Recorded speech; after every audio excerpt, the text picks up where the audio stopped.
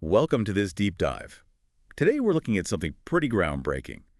The arrival, potentially in 2025, of empathetic artificial intelligence. That's right. We're talking about AI that can understand human emotions in real time. It's a huge leap. We've got a detailed study here on a leading model from a major tech company.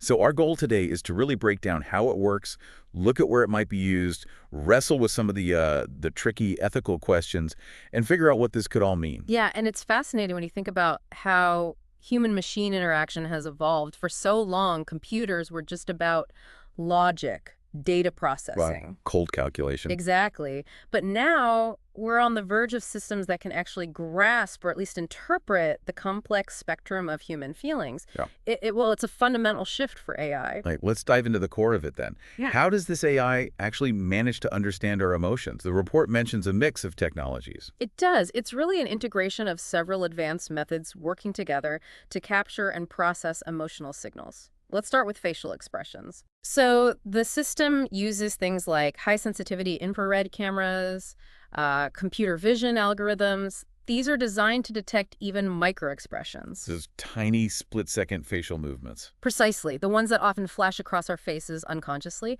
And what's really interesting is the potential here to reveal emotional states that maybe even the person themselves isn't fully aware of. That could be quite something for, say, psychological assessment. That's incredible. But it's not just about the face, is it?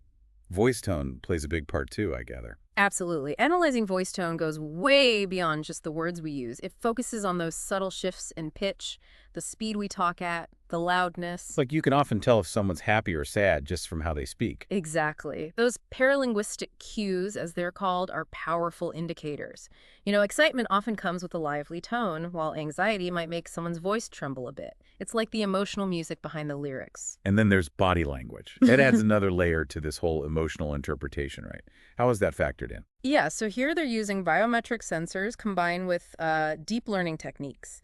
The system learns to interpret gestures, posture, body movements. So, like slouching might suggest sadness, or fidgeting could mean anxiety. That's the kind of thing, yes. A slumped posture could indicate low spirits, while restless movements might point towards nervousness.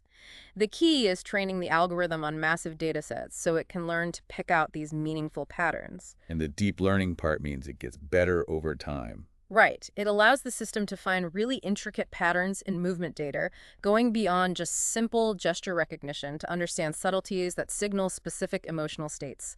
That's something older rule-based systems really struggled with. Okay, so we have face, voice, body, but all of this analysis is then enriched by understanding the context, correct? How do circumstances change the interpretation? Oh, context is absolutely crucial. I mean, think about it. The same facial expression or tone of voice can mean completely different things depending on the situation. Sure, a smile at a party versus a smile receiving bad news. Exactly. Or the relationship between the people involved, their past interactions. The model takes these factors into account to make more accurate interpretations and hopefully avoid misinterpretations. Integrating context is really what lifts the accuracy here. And it's striking that all this complex processing happens in real time. Why is that immediacy so important for how the AI responds? Well, that real-time processing is fundamental for the system's adaptability. It means the AI can adjust its response immediately based on the user's detected emotional state. So it feels more like a fluid, natural interaction. Precisely. In applications like, say, customer service or maybe AI-assisted therapy, that instant feedback loop can make a huge difference in the quality of the interaction. Okay, understanding how it works makes sense. Let's explore some of the practical applications then. The report highlights quite a few sectors. Mental health seems like a big one. It really does. In mental health, this kind of tech offers potentially powerful tools. It could assist therapists, for instance, by helping identify emotions that patients might not be verbalizing. Which could lead to maybe quicker diagnoses or more tailored treatments. That's the idea. More detailed insights, more individualized treatment plans. Plus, think about continuous emotional well-being monitoring for people at risk of depression or anxiety. It could allow for early, personalized interventions. Interesting. And in education, the potential to adapt learning based on a student's emotional state sounds, well, fascinating. It really is. Imagine an e-learning system that notices when a student is getting frustrated or maybe bored. Okay. It could then automatically adjust the pace of the lesson, perhaps offer a different explanation, or suggest a more engaging activity. This could genuinely transform the learning experience, making it more effective and, frankly, more motivating.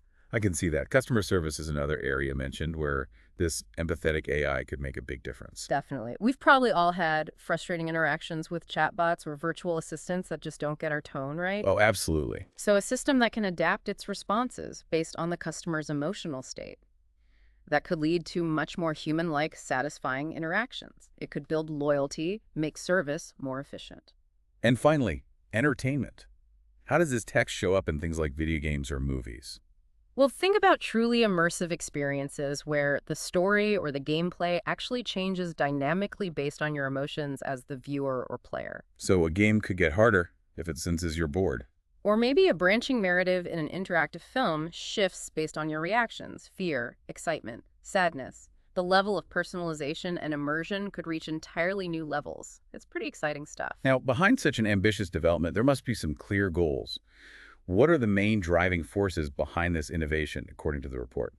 Well, a fundamental aim seems to be simply improving technological empathy, creating systems that understand not just the words, but the underlying emotions. The goal is interactions that feel more natural, more human. Makes sense. And there's also a desire to transform key sectors, as we've discussed. Exactly. The vision seems to be about revolutionizing mental health with better tools, shifting education towards truly personalized learning, and, as we just mentioned, redefining entertainment with adaptive experiences. Promoting inclusion is another key pillar mentioned. Yes, that's important. The aim is to make sure this technology is accessible and effective for people across different cultures, languages, and social contexts, trying to avoid creating new digital divides based on emotional understanding. Which ties into the ethical side of things too, presumably. It does. And finally, there's the goal of setting ethical standards in this emerging field of emotional AI. How so? The company states it wants to lead the way in developing these technologies responsibly, prioritizing privacy, transparency, and ultimately human well-being. That means an ongoing commitment to thinking through the implications and adapting as the tech evolves. Okay, so to recap briefly, we've explored how this empathetic AI uses a blend of technologies to read emotions in real time, looked at its potential applications in health, education, service, and entertainment, and touched on the big goals driving its development. And it's crucial to emphasize, I think, that this AI capability isn't just a technical step forward. It really holds the potential to foster a more empathetic, more connected society, perhaps, where technology better understands our emotional needs. But the success of this hinges on collectively tackling those ethical and technical challenges head on, doesn't it? Absolutely. Robust privacy protocols, ensuring fairness, tackling bias, being culturally sensitive. These aren't optional extras, they're fundamental. The company does mention working on privacy and transparency protocols, which is a start. It raises some profound questions, though. It really does. This innovation invites us all to think deeply. In a future where technology can understand our emotions, how do we ensure that power is used wisely? How do we use it to build a more humane, more equitable world, rather than, say, for manipulation or control? Exactly. That's the core question we need to keep asking ourselves as this technology continues to develop and become integrated into our lives. It's something for all of us to reflect on